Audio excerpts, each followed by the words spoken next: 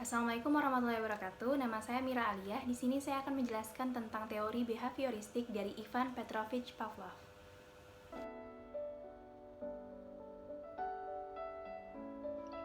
Ivan Petrovich Pavlov adalah seorang behavioristik terkenal dengan teori pengkondisian asosiatif stimulus respons. Lahir di Ryazan, Rusia pada 26 September 1849.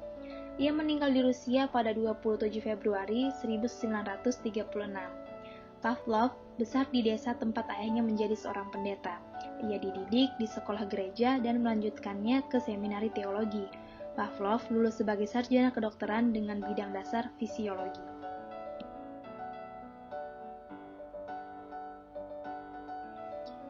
Pada tahun 1884, ia menjadi direktur Departemen Fisiologi pada Institute of Experimental Medicine dan memulai penelitian mengenai fisiologi pencernaan.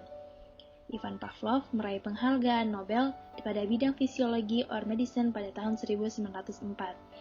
Karya tulisnya adalah Work of Digestive Glands and Conditioned Reflexes. Sebenarnya Pavlov anti terhadap fisiologi karena dianggapnya kurang ilmiah. Dalam penelitian-penelitiannya, ia selalu berusaha menghindari konsep-konsep maupun istilah-istilah psikologi. Sekalipun demikian, peranan Pavlov dalam psikologi sangat penting, karena studinya mengenai refleks-refleks akan merupakan dasar bagi perkembangan aliran psikologi behaviorisme. Pandangannya yang paling penting adalah bahwa aktivitas psikis sebenarnya tidak lain daripada rangkaian-rangkaian refleks belaka. Karena itu, untuk mempelajari aktivitas psikis psikologi, kita cukup mempelajari refleks-refleks saja. Classic conditioning atau pengkondisian persyaratan klasik adalah proses yang ditemukan Pavlov melalui percobaannya terhadap anjing, di mana perangsang asli dan netral dipasangkan dengan stimulus bersyarat secara berulang-ulang sehingga memunculkan reaksi yang diinginkan. Ia menemukan bahwa ia dapat menggunakan stimulus netral seperti sebuah nada atau sinar untuk membentuk perilaku atau respons. Eksperimen-eksperimen yang dilakukan Pavlov dan ahli lainnya tampak sangat terpengaruh pada pandangan behaviorisme, di mana gejala-gejala kejiwaan seseorang terlihat dari perilakunya. Kemudian Pavlov mengadakan eksperimen dengan menggunakan binatang yaitu anjing, karena ia menganggap binatang memiliki kesamaan dengan manusia. Namun demikian, dengan segala kelebihannya, secara hakiki manusia berbeda dengan binatang.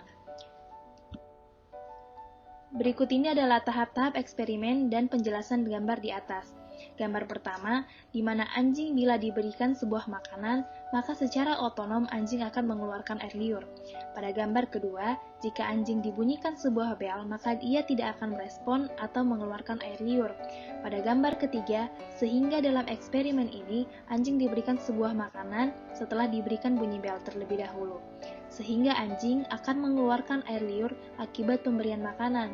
Pada gambar keempat, setelah perlakuan ini dilakukan secara berulang-ulang, maka ketika anjing mendengar bunyi bel tanpa diberikan makanan, secara otonom anjing akan memberikan respon berupa keluarnya air liur dari mulutnya.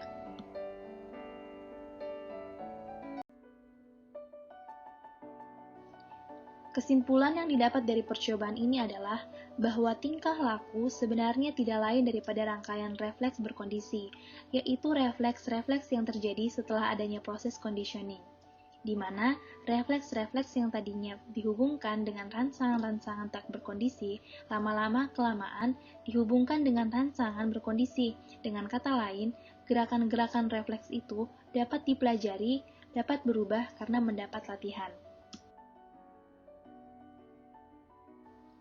Dari eksperimen yang dilakukan Pavlov terhadap seekor anjing menghasilkan hukum-hukum belajar. Di antaranya, pertama ada law respondent conditioning, yaitu hukum pembiasaan yang dituntut jika dua macam stimulus dihadirkan secara stimulan, yang salah satunya berfungsi sebagai reinforcer, maka refleks dan stimulus hanya akan meningkat. Yang kedua, ada law of respondent and extinction, yakni hukum pemusnahan yang dituntut jika refleks yang sudah diperkuat melalui respondent conditioning itu datang kembali tanpa menghadirkan reinforcer, maka kekuatannya akan menurun. Dalam teori kehidupan sehari-hari, penganut teori ini mengatakan bahwa tingkah laku manusia juga tidak lain adalah hasil daripada conditioning, yaitu hasil daripada latihan-latihan atau kebiasaan-kebiasaan mereaksi terhadap syarat-syarat atau perangsangan-perangsangan tertentu yang dialami dalam kehidupannya. Hal-hal yang harus diperhatikan dalam menerapkan teori belajar menurut Pavlov adalah ciri-ciri yang kuat mendasari, yaitu pertama, mementingkan pengaruh lingkungan, kedua, mementingkan bagian-bagian, ketiga, mementingkan peranan reaksi, yang keempat, mengutamakan mekanisme terbentuknya hasil belajar melalui prosedur stimulus-respon, mementingkan peranan kemampuan yang sudah terbentuk sebelumnya, keenam, mementingkan pembentukan kebiasaan melalui latihan dan pengulangan, ketujuh, hasil belajar yang dicapai adalah munculnya perilaku yang diinginkan. Sebagai konsekuensi teori ini, para guru yang menggunakan paradigma Pavlov akan menyusun bahan pelajaran dalam bentuk yang sudah siap. Jika tujuan pembelajaran yang harus dikuasai siswa disampaikan secara utuh oleh guru, guru tidak banyak memberi ceramah, tetapi instruksi singkat yang diikuti contoh-contoh baik dilakukan sendiri maupun melalui simulasi. Bahan pelajaran disusun secara hierarki dari yang sederhana sampai yang kompleks. Teori conditioning ini memang tepat kalau kita hubungkan dengan kehidupan binatang. Pada manusia, teori ini hanya dapat kita terima dalam hal-hal belajar tertentu, umpamanya dalam belajar yang mengenai skills tertentu dan mengenai pembiasaan kepada anak-anak kecil. Kesimpulannya, aplikasi teori Pavlov dalam pembelajaran adalah dengan guru tidak banyak memberi ceramah, tetapi instruksi singkat yang diikuti contoh-contoh baik dilakukan sendiri maupun melalui simulasi.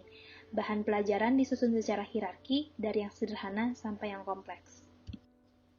Sekian presentasi dari saya. Mohon maaf bila ada salah. Wassalamualaikum warahmatullahi wabarakatuh.